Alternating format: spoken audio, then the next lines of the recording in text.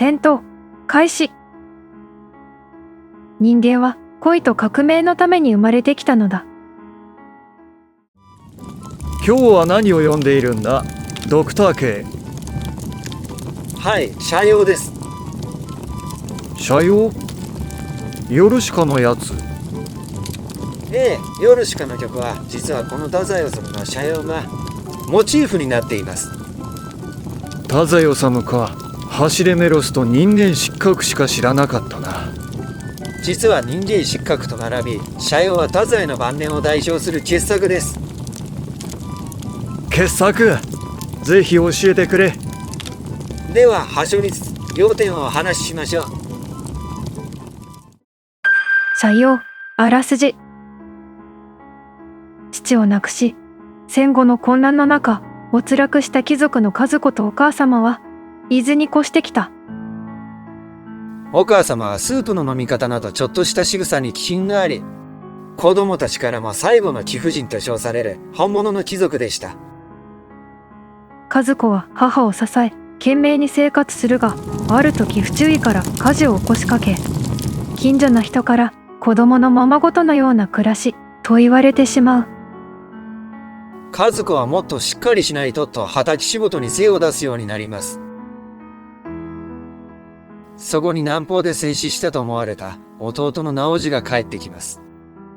直次は以前薬物中毒で多額の借金を作り、今度は重度のアヘン中毒になっていた。帰ってきた直次は家の金で飲み歩き、東京で師匠と慕う小説家の上原の下で遊び、ほとんど帰ってきません。和子が何気なく見た直次の日記には、貴族として生まれたばかりに友人たちと馴染めず苦悩する6年前の直次がいたのだった。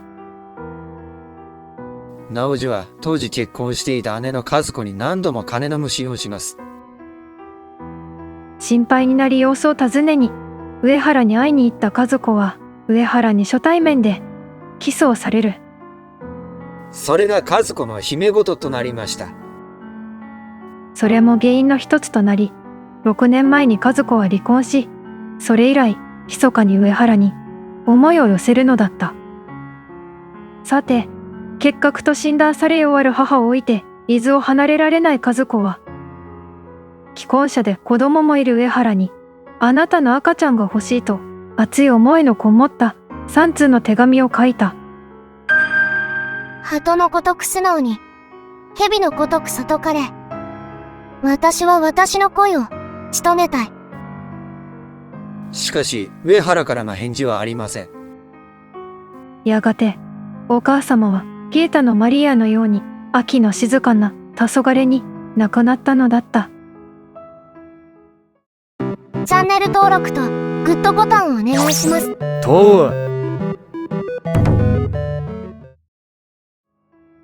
戦闘開始。人間は恋と革命のために生まれてきたのだ。和子は決死時、直次が女性を連れて家に帰ってきた日に、東京の上原の家に向かうのでした。飲み歩いていた上原をようやく探し出した和子であったが、その上原の老猿のようにくたびれ変わり果てた姿を見て、かは農園？じじいの猿っていくらなんでも言い過ぎだろ。私の恋は消えていた。しかし一晩を共にする二人。夜が明け、上原の疲れ果てた顔、その犠牲者のような顔を見て、再び恋はよみがえり、悲しい悲しい恋の成就。朝を迎えるが、上原は、でも遅い黄昏だ。朝ですわ。その朝、直次は自ら命を絶っていた。そうか。つまり新しい朝を迎えたのは和子だけだったってことか。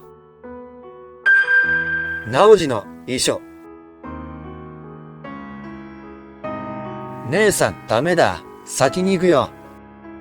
直次の姉に宛てた遺書には、庶民として生きようとしたが、うまくいかなかった苦しい胸の内や、ある人妻に恋してしまったこと、それは上原の妻だった。そして最後に、さようなら、姉さん。僕は貴族です。と締めくくられていました。小説の最後は上原に捨てられた和子が上原宛てに送った手紙で締めくくられています。自分や上原は道徳の過渡期の犠牲者であり、私は恋しい人の子を産み育てることが道徳革命の完成であると。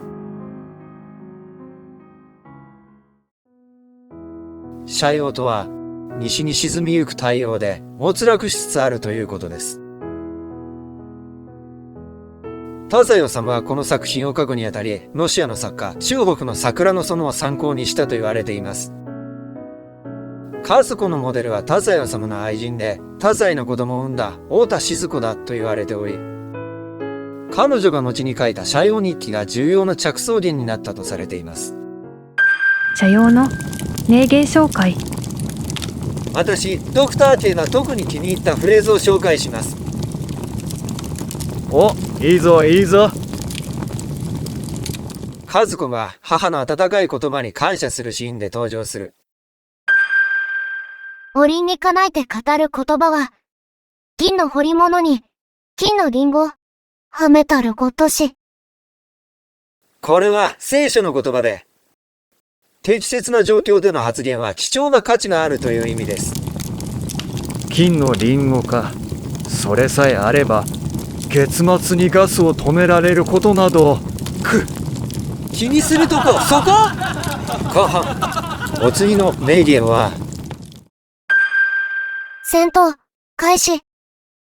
人間は恋と革命のために生まれてきたのだ。なんかアニメの決め台詞にでも使えそうだな。和子の名台詞です。恋を成し遂げるために上原の元に向かうのでした。最後に和子はこう言います。私たちは古い道徳とどこまでも争い、太陽のように生きる。貴族として死んだ母。庶民になりきれず、身を滅ぼした直次。そして、革命に成功し、一人、朝を迎えた和子。この物語は、現代に生きる私たちにも、人生の意義を問いかけているのではないでしょうか。さて、あなたは、どのように斜陽を迎えますか？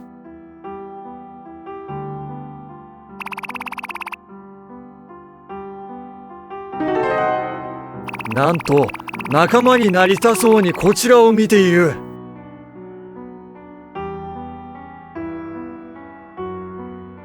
ドクタケさんを仲間にしてあげるなら、チャンネル登録をお願いします。